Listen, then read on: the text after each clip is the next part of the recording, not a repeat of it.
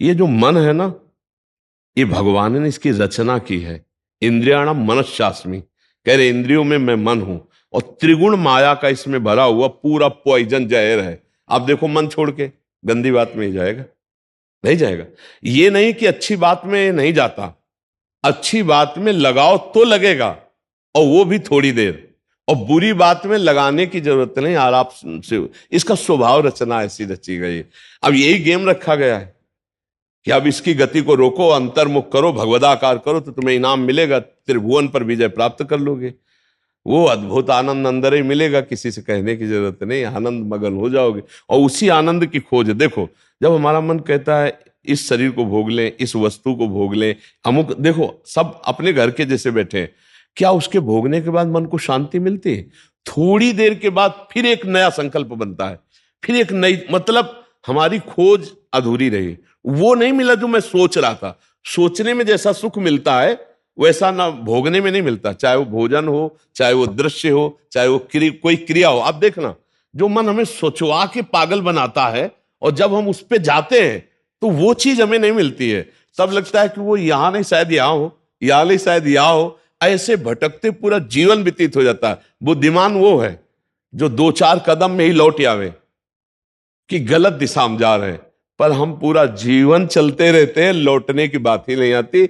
और यहां तक कि शरीर वृद्ध हो जाता है, इंद्रियां काम नहीं करती, पर मन वैसे ही सलाह करता रहता है।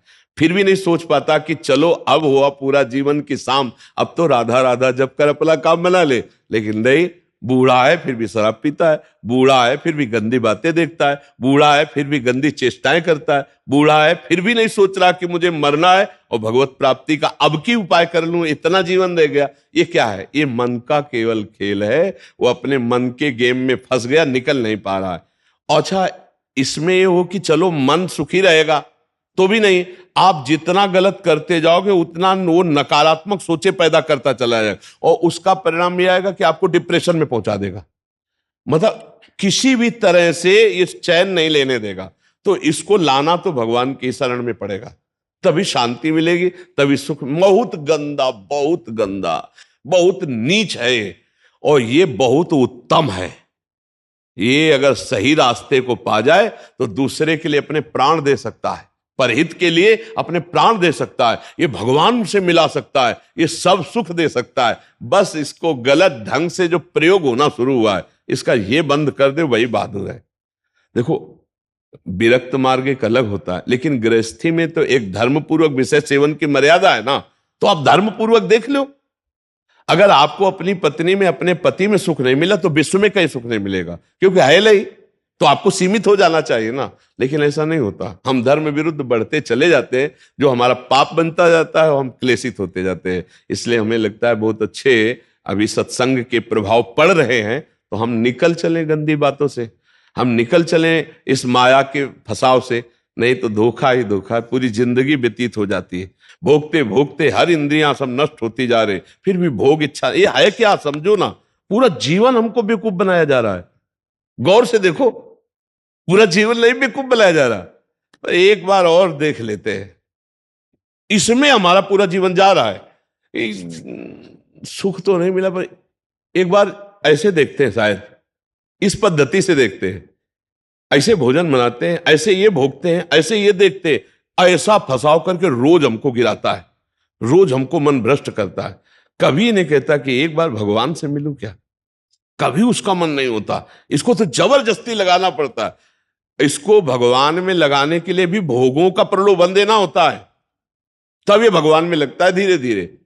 ये भोगी मन भगवान में भी लगने के लिए तैयार, तो भोग के लिए देखो, भगवान को मना लोगे ना तो बढ़िया व्यवस्था बन जाएगी, चक जो चाहोगे सब हो जाएगा, जो चाहेंगे भगवान दे दे। बहुत मन बेवकूफ बनाता है, इसलिए हमें लगता है मन की बेवकूफी से बचना चाहिए। एक आया था भगतला, उसने कहा भगवान से मैं भजन करूंगा, सब करूंगा, लेकिन 1,00,000 सुंदरियां स्त्रियां चाहिए। अब गजब का दिल है तेरा, गजब का दिल है यार। जिनके एक है ना, तो वो कभी कभी एकांत में ऐसे बैठ के बैठते हैं। तो इसीलिए मल की कहीं में मत रखो, बहुत बड़ा भूत है, ये परेशान कर देगा, नष्ट कर देगा। इसे सतमार्ग में लाओ, भगवत मार्ग में लाओ, तभी आनंद की। इसकी केवल चाल है, ये नहीं ये नहीं ये, वो है कहीं नहीं। पक्का समझ लीजिए। ये हमारे को भ्रम पैदा करता, कुछ नहीं, कुछ नहीं है। नाम जप करो, सत्संग करो, धर्म पूर्वक विषय भोगो, हम मना नहीं करते, एक उसे सीमा में रख के भोगो धर्म में। तो उससे क्या होगा, तुम्हें घृणा हो जाएगी। धर्म पूर्वक विषय भोगने से घृणा हो जाती है कि यार, और जो ये व्यसन करके और फिर इधर उधर मन, तो पाप के कारण बुद्धि ठीक निर्णय नहीं देती और बुढ़ापे तक पापाचरण, फिर दुर्गति को प्राप्त होते हैं। अभी समय है, अभी मन को समझा लो, मन को समझ। यही 5 भोग हैं, शब्द, स्पर्श, रूप, रस, गंध। इसी में मनुष्य फंसा है और इन्हीं भोगों से हमारी दुर्गति हो जाती है। बोलो अभी तक फाइनल में अगर बोला जाए तो अभी तक क्या है अपने पास? कोई अनुभव है क्या? बस एक ही है कि एक बार और चांस मिल जाए, बस किसी भी विषय का, मतलब किसी भी विषय का। मन में हर बार ये था कि अब की बार, लेकिन कभी अब की बार पूरी ही नहीं हुआ। तो इसको रोकना जरूरी है कि भजन, साधन, धर्म पूर्वक विषय सेवन और समाज की सेवा। कभी एक बार ऐसा करके देखना, कोई बूढ़ा ऐसा भूखा प्यासा फुटपाथ में पड़ा हो और उसको कभी अपने घर लाना, नहलाना, धुलाना, कपड़े पहनाना और भोजन पवाना। फिर वो जब तुम्हारी तरफ देखेगा तो तुम्हें जो सुख होगा वो जिंदगी में किसी भी भोग में नहीं मिला होगा। आप लिख लेना हमारी बात। कभी कोई बीमारी से तड़प रहा हो, किसी के सेवा का वहां कोई अवसर नहीं है और आप सेवा का अवसर देकर उसे आप स्वस्थ करो, आप अस्पताल ले जाओ, फिर जो आपको सुख मिलेगा हम आपको कैसे बताएं। वो भगवान का आशीर्वाद होता है। जब कोई बूढ़ा, कोई बीमार, कोई असहाय, और जब आप उसकी सहायता करते हो तो उसके हृदय से जो आशीर्वाद, वो सुख जो मिलता है। जैसे हम आपको एक दिन करके देखना, तुम अपना भोजन बढ़िया जो है, कोई ऐसे भूखे को खवा देना जो भूखा बैठा हो, और ऐसे जल्दी जल्दी, और आप देखो उसको पाते हुए, और उस दिन आप वो भोजन ना पाओ, उसे पवा दो, तो आपको जो सुख मिलेगा वो 56 प्रकार के भोग पाने में भी कभी सुख नहीं मिला होगा। वो सुख परहित करने से, दूसरे को सुख पहुंचाने से जो हृदय शीतल होता है वो कभी किसी से नहीं होता। इसलिए मानव जीवन के लिए मन को थोड़ा विरुद्ध जो चलने वाला है उसके विरुद्ध आप बनो, उसे सतमार्ग में लगाओ। अब देखो आजकल ऐसी बुद्धि बिगड़ गई कि अपने पूज्य माता पिता को ही बच्चे दुख दे रहे हैं, डंडा थप्पड़ मारना। क्या यार, आज के जवान अपने माता पिता के साथ ऐसा व्यवहार करते हैं। अगर थोड़ा भी अध्यात्म से जुड़े होते तो मुझे लगता है शायद ऐसा नहीं करते, नहीं ना। धर्म से जुड़े होते, अध्यात्म से जुड़े होते, ऐसे माता पिता तो भगवान होते हैं। उनकी आंखें नहीं, उनको नहलाओ धुलाओ, किसी मंदिर जाने की और जरूरत नहीं, उनको भोग लगाओ, उनको पवाओ, उनका जो आशीर्वाद है लोक परलोक तुम्हारा सब बना देगा। लेकिन जब अध्यात्म से नहीं जुड़े तो लगता है कौन इनको, तो हाँ, ये क्या है? ये है मन का वो पापी मन। देखो कैसे पाप कराता है, कैसे निगेटिव चलाता है कि अब ऐसे पुत्रों की क्या दुर्गति होगी। तो कभी अगर ऐसा अवसर किसी को मिले कि कोई फुटपाथ में ऐसे तड़प रहा हो, तो आपको जरूर लगेगा कि काहे को बोझा ले, लेकिन आप उसका अगर बोझा ले लिए तो भगवान तुम्हारा बोझा ले लेंगे। जन्म जन्मांतरों के पाप नष्ट हो जाते हैं जब ऐसे दीन दुखी आशीर्वाद देते ना, उसे भगवान का आशीर्वाद समझना। और जब माता पिता अंदर से साप देते ना कि भोगोगे, तो फिर भगवान भी नहीं टाल पाते, फिर भोगना पड़ता है। इसलिए धर्म से चलो, किसी का अपराध मत करो, गंदी बातों में मन को न जाने दो, खूब नाम जप करो, यही मनुष्य जीवन का लाभ लो। मनुष्य जीवन एक दिव्य जीवन है, इसका एक दिव्यता का लाभ है। यार देखो, अगर हम ना चाहे तो पूरी बाजार से निकल जाए कोई सामान, दुकान की आके हमारी लिपट थोड़ी जाती है। हम जहाँ खड़े होंगे, जहाँ खरीदेंगे, वही जो वस्तु हमें मिलेगी। तो अगर हम निश्चय कर लिया कि मुझे मांस नहीं खाना, मुझे शराब नहीं पीना, मुझे पराई माता बहनों की तरफ गंदी दृष्टि नहीं करनी, तो मुझे कौन गिरा देगा? आप सोचो, हमारे निश्चय में कमजोरी, तभी हम डरते हैं कि कहीं गिर ना जाए। ऐसे कैसे? हाँ, कुछ कमियां ऐसी होती हैं जिससे अहंकार का नाश किया जाता है। जैसे आवाज आता है ना कि हम जितेंद्री, हम ऐसे, हम ऐसे, और भगवान को अहंकार पसंद नहीं तो छोड़ देते हैं। देखो जितेंद्रियता करके, तब जब रोता है कि प्रभु मैं तो नीच किसी काबिल नहीं, तब भगवान फिर उठा लेते हैं। नाम जब करो तब मजबूत ब्रेक लग जाएगी। कोई कैसे गिरा सकता है? कैसे गिरा सकता है? नहीं गिरा सकता। बात मान ली, बस हो गया, हो गया। बात मानने से होता है। देखो, हमारी बात ना मानो, कंठी बंधवा लो, तिलक लगा लो, सब कर लो, कल्याण नहीं होगा। हमारी बात मान लो, कल्याण हो जाए। बात मानने का चेला होता है ये कोई सांसारिक थोड़ी कि भैया जैसे सांसारिक संबंध होते हैं ऐसे गुरु शिष्य का संबंध आज्ञा पालन से होता है। गलत नहीं करूंगा, जैसा कहोगे वैसा चलूंगा।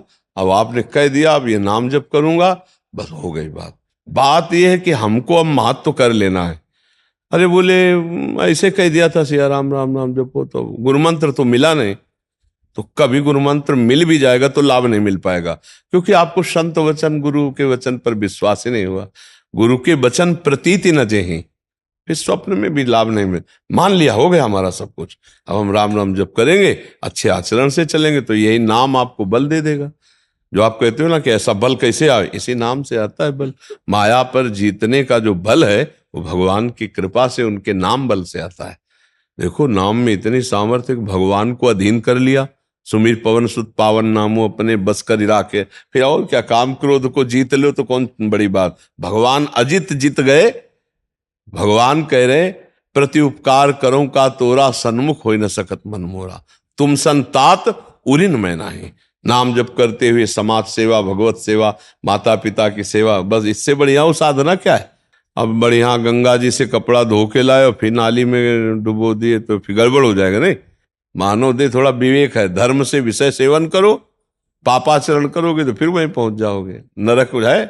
कर्मों की बड़ी गति है, इसलिए नाम जप कर लो और ये जीवन सार्थक। अच्छा, नाम जपने में सबसे बढ़िया बात ये कि इसमें हम बैठने की बात नहीं करें कि आप पद्मासन लगा के बैठो।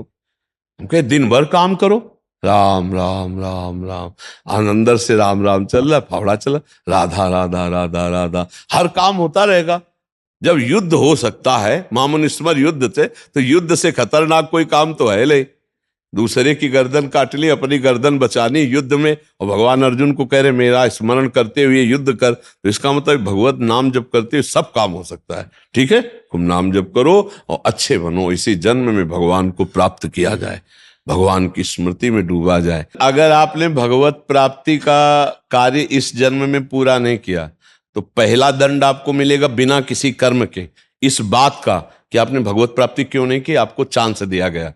जैसे बहुत सरलता से हम समझाते हैं कि जैसे हम आपको विदेश भेजें सरकारी, भारत के संविधान के अनुसार, आप भारतीय काम कीजिए, जाकर भारत के लिए आप ये काम कीजिए, और आप वहां जाकर जाने के लिए तैयार हो कि हमें वहां गाड़ी मिलना चाहिए, बंगला मिलना चाहिए, हमारी सारी व्यवस्था होनी चाहिए, तो सब व्यवस्था भारत सरकार ने कर दी। आप 20 वर्ष वहां रहे, आपको वापस बुलाया गया, आप जिस काम के लिए भारतीय संविधान के काम के लिए गए थे वो काम बिल्कुल नहीं किया, खूब बच्चा पैदा किए, पढ़ाया लिखाया और ब्याह और सब काम किए। अब आप बोलो भारत सरकार आपको दंड देगी कि नहीं देगी? तो देगी ना, क्योंकि आप प्रधान कार्य के लिए ही सुविधा आपको सारी दी गई थी। तो मानव देह केवल संस्कृति मांझ बरियाई के पायो, जो मानुष देह वृथा कत डारत, संस्कृति के चक्र को रोककर भगवान ने कबहू करि करुणा नर देहि, देत ईश बिनु हेतु सनेहि, बिना किसी कर्म के अहेतु की कृपा करके आपको मानव दे दी कि जाओ नर्तन कर फल विषय न भाई, भजी राम सब काम बिहाई, साधन धाम मोक्ष कर द्वारा, पाई न जे परलोक संभारा, सो परत न दुख पावई, सिर धुनि धुनि पछताए, काले कर्म ईश्वर मिथ्या दोष लगाए। तो भाई का हमारा भाग्य नहीं था, हमारा भाग्य से भजन नहीं होता, भजन से भाग्य बनाएंगे हम, भजन से हम पूर्व कर्मों को मिटाएंगे, भजन से हम भगवत प्राप्ति करेंगे। जो न तरय भवसागर असमाज नर पाए, स्वति निंदक मंदमति आत्महनन गति जाए। वो आत्महत्यारे की गति को प्राप्त होता है केवल इस बात के लिए कि तुम्हें मनुष्य शरीर मिला, सारी सुविधाएं दी गई, लेकिन तुमने अपना काम नहीं बनाया। 83,99,999 योनियों में कोई एक भी ऐसी योनि नहीं जिससे हम भगवत प्राप्ति कर सकते, केवल ये मानव देह थी, और उसको तुमने विषय सेवन में प्रपंच में नष्ट किया, तुम विशेष दंड के पात्र हो। कृपा हुई और तुमने उस कृपा को ठुकराया, अब भोगो अन्य योनियों में। अब पता नहीं फिर किस कल्प में भगवान की कृपा होगी और मुझे मनुष्य शरीर में, इसलिए मुझे इस जन्म में भगवत प्राप्ति करनी ही करनी है, इस पे हमें छूट नहीं रखनी। अब भगवत प्राप्ति किसे कहते हैं समझना तो पड़ेगा ना, कि भगवत प्राप्ति किसे कहते हैं। मोक्ष को तो समझे, तो मोक्ष ऐसे थोड़ी होता, उसके लिए साधना बहुत कठिन साधना है। स्थूल सूक्ष्म कारण तीनों शरीरों का राग त्याग करके स्मृति उसकी, इसकी स्मृति का भी त्याग हो जाए, तब वो अपने स्वरूप में स्थित होता है। बड़ा कठिन, ज्ञान के पंथ कृपान के धारा, और परत खगेश लगे निवारा। अब इसको सरल सहज भाव में ले लो। जिसकी अखंड स्मृति भगवान की होती है वही मुक्त पुरुष है और वही भगवत प्राप्त पुरुष है। हर समय तुम्हारी याद में भगवान का नाम चलता रहे। राम कृष्ण हरि जो नाम प्रियो, अपने तो वृंदावनवासी राधा राधा रटते। हर समय नाम चिंतन करते रहो। तुम मोक्ष चाहोगे तो मोक्ष मिल जाएगा, भगवत प्राप्ति चाहोगे तो भगवत प्राप्ति हो जाएगी। भगवत प्राप्ति का मतलब होता है भगवान को जिस भाव से, स्वामी भाव, सखा भाव, जिस भाव से वो प्राप्त हो जाए। और अच्छा इसमें है कि गिरने का भय नहीं। हम राधा राधा जपते हुए किसानी कर रहे हैं, राधा राधा जपते करते नौकरी कर रहे हैं, राधा राधा जपते हुए संसार के सब कार्य कर रहे हैं, तो हमको संसार के कार्य भी हो जाएंगे और भगवत प्राप्ति भी हो जाएगी। अच्छा मिथ्या भाव हमारे यहाँ लगाना नहीं, भगवत भाव लगाना है। सब में भगवान है, तो हम जिससे मिलते हैं उनके हृदय में भगवान है, हम ऐसे बर्ताव करते हैं। चाहे पुत्र हो चाहे पत्नी हो, नाथ सकल संपदा तुम्हारी, मैं सेवक समेत सुतनारी। बहुत सरलता से निपट गए संसार से, बहुत सरलता। पर भजन नहीं किया तो दंड मिलेगा, क्योंकि सरकार ने भेजा है यहां सरकारी काम करने के लिए, भगवत प्राप्ति के लिए। अब अगर चूक हो गई तो फिर गड़बड़ हो जाएगा। अच्छा देखो, तुम्हें तो कुछ गड़बड़ होना है नहीं, तुम तो अविनाशी भगवान के जन हो, अविनाशी स्वरूप है ना अपना सबका। लेकिन जैसे स्वप्न में लाठी चलती है कुछ नहीं होता है, पर पीड़ा होती कि नहीं होती स्वप्न के समय। स्वप्न के समय अगर लाठी चलावे तो वैसे लगती है, नहीं स्वप्न में अगर हम डूब रहे हैं तो वैसे डूब रहे। स्वप्न में अगर पिटाई शुरू है या कोई गला काटने जा रहा तो वैसे भय लग रहा है, और है कुछ नहीं, तो दंड तो भोगना पड़ेगा ना। ऐसे ही जागृत में है, ऐसे ही नरक आदि में है। अविनाशी आत्मा को कोई कष्ट थोड़ी होता है, पर जब तक ये बोध नहीं होगा तब तक तो भोगना ही पड़ता है ना। देखो स्थूल देह सैया में पड़ी होती और स्वप्न में हम देख रहे हैं कि हम समुद्र में डूब रहे हैं। अब वो ऐसे ही कष्ट हो रहा है, समुद्र भी दिखाई दे रहा है, डूब भी रहे हैं, और जो डूबने वाला शरीर है वो तत्कालिक स्वप्न में बना हुआ है, क्योंकि शरीर जो स्थूल शरीर वो तो सैया में सो रहा है। अब बताओ उसको कैसे बचाया जाए। जो स्वप्न में समुद्र में डूब रहा है, अब आप उपाय बताओ उसको कैसे बचाया जाए।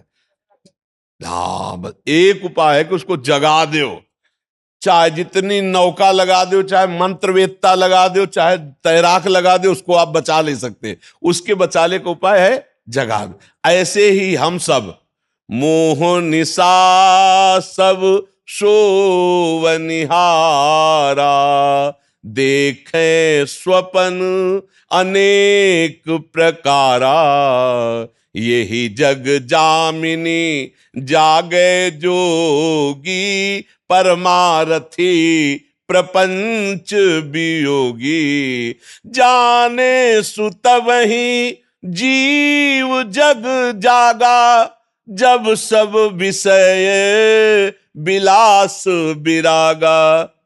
बोले मोह निद्रा में सब सो रहे, ये पत्नी है, लड़का है, बच्चा है, रुपया है, पैसा, ये कर लिया, ये कर लूंगा, ये कमा लिया, ये कमा लूंगा, ये जमा कर लिया, ये जमा कर लूंगा, और सोचते सोचते मर गए, कुछ नहीं कर पाए जो करने आए थे। अब कोई सदगुरु जगा दे, ए उठ, मोह निद्रा में सो रहा है, तो जानिस तबै जीव जग, जब सब विषय विलास विरागा। तभी जानना सत्संग का रंग चढ़ रहा है, जब गंदी बातें छूटने लगे और अच्छे आचरण होने लगे और भगवान नाम जप होने लगे, तो जान लेना आप जाग रहे हैं। और जग गए तो स्वप्न के जैसे सारे दुख मिट जाते हैं, ऐसे तुम्हारे सारे पाप, दुख, चिंता, शोक सब नष्ट हो जाएंगे।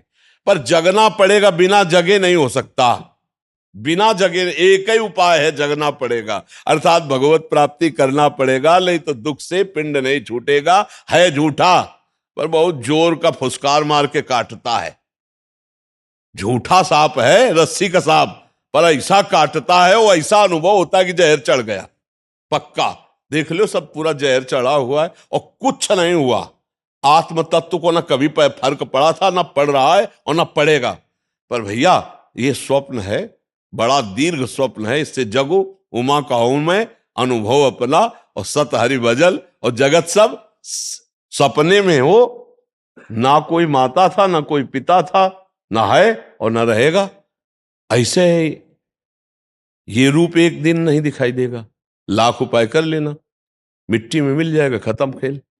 ना पहले था ना बाद में रहेगा, बीच में प्रवचन कर रहा है, इसका क्या भरोसा। स्वाप्निक है ये स्वाप्निक है।